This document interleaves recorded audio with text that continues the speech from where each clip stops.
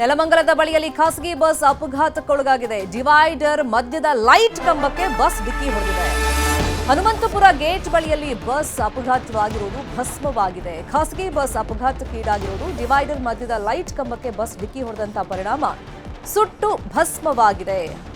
Hanumanthapura gate ಹತ್ರ ನಡೆದಿರೋದು ಘಟನೆ. ಸಂಜನಾ ಟ್ರಾವೆಲ್ಸ್ಗೆ ಸೇರಿದಂತ ಬಸ್ಗೆ ಬೆಂಕಿ ಬೀಳ್ತಾ ಇದ್ದಂಗೆ ಜನ ಇಳಿದು ಓಡಿದ್ದಾರೆ. ಅದೃಷ್ಟವಶಾತ್ ಚಾಲಕನೂ ಸೇರಿದಂತೆ ಬಸ್ನಲ್ಲಿದ್ದಂತ 40 ಪ್ರಯಾಣಿಕರು ಸಾವಿನಿಂದ ಪಾರಾಗಿದ್ದಾರೆ. ಬೆಂಗಳೂರಿಂದ ಕಲಬುರಗಿಗೆ ಈ ಬಸ್ ಹೊರಟಿತ್ತು. ಮುಂಜಾನೆ 3 ಗಂಟೆ ಸುಮಾರಿಗೆ ಬಸ್ ಬೆಂಕಿಗಾಹುತಿಯಾಗಿರೋದು. ಬಸ್ನಲ್ಲಿದ್ದ ಲಗೇಜ್ಗಳು ಭಸ್ಮವಾಗಿದೆ. ಹಾಗಾಗಿ ಪ್ರಯಾಣಿಕರು ಕಣ್ಣೀರನ್ನ ಹಾಕಿದ್ದಾರೆ. ಬೆಂಗಳೂರಿಂದ ಕಲಬುರಗಿಗೆ ಹೊರಟಿತ್ತು ಬಸ್. 40 ಜನ ಪ್ರಯಾಣಿಕರಿದ್ರು, ಡ್ರೈವರು ಸೇರಿದಂತೆ. ಬಸ್ನಲ್ಲಿ ಬೆಂಕಿ ಹೊತ್ಕೊಳ್ತಾ ಇದ್ದಂಗೆ ಅವರೆಲ್ಲ ಇಳಿದು ಓಡಿದ್ದಾರೆ. ಬಟ್ ಲಗೇಜ್ ಎಲ್ಲ ಬಸ್ಸಲ್ಲೇ ಇತ್ತಲ್ಲ, ಅದು ಕಣ್ಮುಂದೆನೆ ಸುಟ್ಟು ಕರಕಲಾಯಿತು. ಅದು ನೋಡಿ ಪ್ರಯಾಣಿಕರು ಕಣ್ಣೀರನ್ನ ಹಾಕಿದ್ದಾರೆ. ದೃಶ್ಯಗಳಲ್ಲಿ ಗಮನಿಸ್ತಾ ಇದ್ದೀವಿ. ನೆಲಮಂಗಲದ ಹನುಮಂತಪುರ ಗೇಟ್ ಹತ್ರ ಬಸ್ ಡಿವೈಡರ್ ಮಧ್ಯದಲ್ಲಿದ್ದಂಥ ಲೈಟ್ ಕಂಬಕ್ಕೆ ಹೋಗಿ ಡಿಕ್ಕಿ ಹೊಡೆದಿದೆ. ಸಡನ್ ಆಗಿ ಬೆಂಕಿ ಹೊತ್ಕೊಂಡಿದೆ. ಪ್ರಯಾಣಿಕರೆಲ್ಲರೂ ಇಳಿದಿದ್ದಾರೆ. ಯಾವುದು ಪ್ರಾಣಹಾನಿ ಆಗಿಲ್ಲ, ಆದರೆ ಲಗೇಜ್ ಎಲ್ಲ ಸುಟ್ಟು ಹೋಗಿದೆ. ಈ ಘಟನೆಯಿಂದ ಪ್ರಯಾಣಿಕರು ಆತಂಕಕ್ಕೆ ಒಳಗಾಗಿದ್ರು. 40 ಪ್ರಯಾಣಿಕರು, ಚಾಲಕನೂ ಸೇರಿದಂತೆ 40 ಜನ ಬಸ್ನಲ್ಲಿದ್ರಲ್ಲ, ಎಲ್ಲರೂ ಕೂಡ ಪ್ರಾಣಾಪಾಯದಿಂದ ಪಾರಾಗಿದ್ದಾರೆ.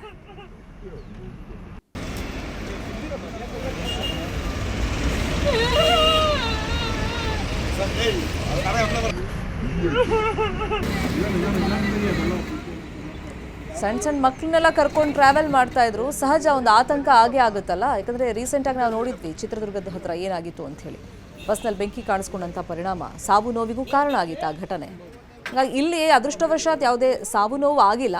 ಬಟ್ ಲಗೇಜ್ ಎಲ್ಲ ಕಣ್ಮುಂದೆ ಸುಟ್ಟು ಹೋಯಿತು. ಕೆಲವ್ರದ್ದೆಲ್ಲ ಇಂಪಾರ್ಟೆಂಟ್ ಡಾಕ್ಯುಮೆಂಟ್ಸ್ ಇದ್ದಿರಬಹುದು, ಹೇಳೋಕ್ಕಾಗಲ್ಲ. ಹಾಗಾಗಿ ಕಣ್ಮುಂದೆನೇ ಅದು ಲಗೇಜ್ ಸುಟ್ಟೋದಾಗ ಅದು ನೋಡಿ ಅಲ್ಲಿ ಕಣ್ಣೀರನ್ನು ಹಾಕಿದ್ದಾರೆ. ಡಿವೈಡರ್ ಮಧ್ಯದ ಲೈಟ್ ಕಂಬಕ್ಕೆ ಈ ಖಾಸಗಿ ಬಸ್ ಹೋಗಿ ಡಿಕ್ಕಿ ಹೊಡೆದಿದ್ದೆ ಬೆಂಕಿ ಹೊತ್ಕೊಳ್ಳೋದಕ್ಕೆ ಕಾರಣ ಆಗಿದೆ. ಇನ್ನು ಚಾಲಕನ ಅಜಾಗರೂಕತೆಯಿಂದ ಹಿಂಗಾಯ್ತಾ ಅಥವಾ ನಿದ್ದೆ ಮಂಪರಿನೇನಾದರೂ ಹಿಂಗಾಯ್ತಾ, ಆ ಬಗ್ಗೆ ಇನ್ನಷ್ಟೇ ಮಾಹಿತಿ ಸಿಗಬೇಕು. ಬಟ್ ಬೆಂಗಳೂರಿಂದ ಕಲಬುರಗಿಗೆ ಈ ಬಸ್ ಹೊರಟಿತ್ತು ಅಂತ ಹೇಳಿ ಮಾಹಿತಿ ಇದೆ. ಬಸ್ ಕಂಪ್ಲೀಟಾಗಿ ಸುಟ್ಟು ಹೋಗಿರೋದನ್ನು ನಾವು ಗಮನಿಸ್ತಾ ಇದ್ದೀವಿ. ಲಗೇಜ್ ಕಳ್ಕೊಂಡಂಥ ಪ್ರಯಾಣಿಕರು ಕಣ್ಣೀರನ್ನು ಹಾಕ್ತಾ ಇದ್ದಾರೆ. ಬಟ್ ಸ್ವಲ್ಪ ಸಮಾಧಾನ ಅಂತಂದರೆ ಅಲ್ಲಿ 40 ಪ್ರಯಾಣಿಕರಿದ್ರು, ಅಂದರೆ ಚಾಲಕನೂ ಸೇರಿದಂಗೆ ಯಾರಿಗೂ ಸಾವು ನೋವು ಸಂಭವಿಸಿಲ್ಲ. 3 ಗಂಟೆಯಲ್ಲಿ ಈ ತರ ಅಲ್ಲಿ ಅಂದ್ರೆ ಲೈಟ್ ಕಂಬಕ್ಕೆ ಶಾರ್ಟ್ ಸರ್ಕ್ಯೂಟ್ ಆಗಿ ಗುದ್ದಿ ಅಲ್ಲಿಂದ ಇಲ್ಲಿಗೆ ಬಂದು ಬೆಂಕಿ ಎತ್ಕೊಂಡಿರೋದು. ಏನಾಯ್ತು ಅಂದ್ರೆ ರೋಡ್ ನಿರ್ಲಕ್ಷ್ಯತನ, ಅಂದ್ರೆ ರೋಡ್ ಅಲ್ಲಿ ಕಾಮಗಾರಿ ನಡೀತಾರೆಯಿಂದ ಮತ್ತು ಬೆಸ್ಕಾಂ ಅಲ್ಲಿ ಲೈಟ್ ಕಂಬ ಮೊದಲಲ್ಲೇ ಹಾಕಿರೋದ್ರಿಂದ ಏನಾಯ್ತು ಅಂದ್ರೆ ಲೈಟ್ ಕಂಬ ಟಚ್ ಆಗಿ ಶಾರ್ಟ್ ಸರ್ಕ್ಯೂಟ್ ಆಗಿ ಬೆಂಕಿ ಎತ್ಕೊಂಡಿತ್ತೆ. ಏನು ಅಂದ್ರೆ ಬಸ್ಸಲ್ಲಿ ಪ್ರಯಾಣಿಕರು ಒಂದು 40ರಿಂದ 45 ಜನ ಇದ್ರು. ಅವ್ರಿಗೆ ಒಬ್ರಿಗೆ ಏನು ಆಗಿಲ್ಲ ಸದ್ಯಕ್ಕೆ. ಏನಾಗುತ್ತೆ ಅಂದ್ರೆ ಇಲ್ಲಿ ಬಸ್ಸಲ್ಲಿ ಲಗೇಜ್ ಜಾಸ್ತಿ ಕ್ಯಾರಿ ಮಾಡ್ತಾರೆ ಅಂತ ಮತ್ತೆ ಎಲೆಕ್ಟ್ರಿಕ್ ಐಟಮ್ಸ್ ಇರೋದ್ರಿಂದ ಬೇಗನೆ ಎತ್ಕೊಂಡು ಸರ್ಕ್ಯೂಟ್ ಆಗಿರುತ್ತದೆ ಸರ್. ಇದೇ ವಿಚಾರವಾಗಿ ಇನ್ನಷ್ಟು ಡೀಟೇಲ್ ಆಗಿ ಇನ್ಫಾರ್ಮೇಶನ್ ಕೊಡ್ತಾ ಹೋದಕ್ಕೆ ಫೋನ್ ಸಂಪರ್ಕದಲ್ಲಿ ಕನೆಕ್ಟ್ ಆಗಿದ್ದಾರೆ ನಮ್ಮ ರಿಪೋರ್ಟರ್ ಮನುಕುಮಾರ್. ಅದೃಷ್ಟ ಚೆನ್ನಾಗಿತ್ತು ಅನ್ಸುತ್ತೆ ಪ್ರಯಾಣಿಕರದ್ದು, ಅಲ್ಲಿ ಸಾವು ನೋವು ಸಂಭವಿಸಿಲ್ಲ. ಬಟ್ ಘಟನೆಗೆ ಅಂದ್ರೆ ಆ ಬೆಂಕಿ ಹೊತ್ಕೊಳ್ಳೋದಕ್ಕೆ ಏನ್ ಕಾರಣ ಆಯ್ತು? ಶರ್ಮಿತಾ ಶೆಟ್ಟಿ ಏನೋ ಬೆಂಗಳೂರಿನಿಂದ ಕಲಬುರಗಿ ಸಂಪರ್ಕ ಅಂದ್ರೆ ಪ್ರಯಾಣ ಬೆಳೆಸಿದಂತ ಬಸ್ಸು ಈಗ ಅಪಘಾತಕ್ಕೀಡಾಗಿ ಏನೋ ಬೆಂಕಿ ಹತ್ಕೊಂಡಿರುವಂತದ್ದು. ಪ್ರಮುಖವಾಗಿ ಏನು ಮುಂಜಾನೆ 3 ಗಂಟೆಯ ಸಮಯದಲ್ಲಿ ಈ ಘಟನೆ ನಡೆದಿರುವಂತದ್ದು. ಏನು 40 ಜನಕ್ಕೂ ಹೆಚ್ಚು ಜನ ಪ್ರಯಾಣಿಕರು ಆ ಬಸ್ನಲ್ಲಿ ಪ್ರಯಾಣವನ್ನು ಬೆಳೆಸಿದ್ರು. ಅದ್ರ ಪ್ರಮುಖವಾಗಿ ಏನೋ ರಸ್ತೆಯ ಕಾಮಗಾರಿ ನಡೀತಿದೆ. ಕಾಮಗಾರಿಯಿಂದ ಹಿನ್ನೆಲೆಯಲ್ಲಿ ಸಾಕಷ್ಟು ಗುಂಡಿಗಳು ಸಹ ಇದೆ. ಆ ಗುಂಡಿಗಳು ಕಾಣದೆ ಆ ರಸ್ತೆ ಅಪಘಾತ ಆಗಿರುವಂತದ್ದು.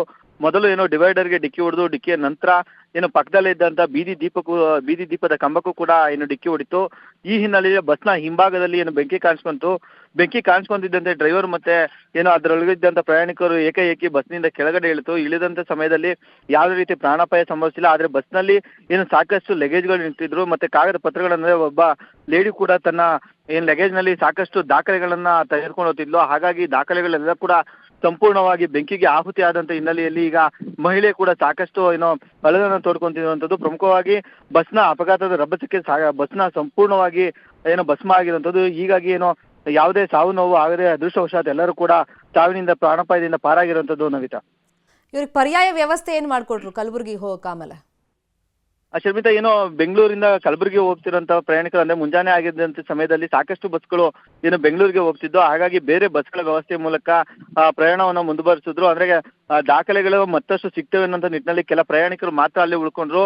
ಉಳಿದೆಲ್ಲ ಪ್ರಯಾಣಿಕರು ಕೂಡ ಯಾವುದೇ ಏನೋ ಸಾವು ನೋವು ಆಗದೆ ಮತ್ತೆ ಯಾವುದೇ ಇಂಜುರಿ ಕೂಡ ಆಗದೆ ಇರೋಂಥ ಹಿನ್ನೆಲೆಯಲ್ಲಿ ಎಲ್ಲರೂ ಕೂಡ ಸೇಫ್ ಆಗಿ ಕಲಬುರಗಿ ಪ್ರಯಾಣವನ್ನು ಬೆಳೆಸಿರುವಂಥದ್ದು ಶರ್ಮಿತಾ. ಥ್ಯಾಂಕ್ ಯು ಮನುಕುಮಾರ್ ಈ ಕ್ಷಣದ ಮಾಹಿತಿಯನ್ನು ಕೊಟ್ಟಿದ್ದಕ್ಕೆ.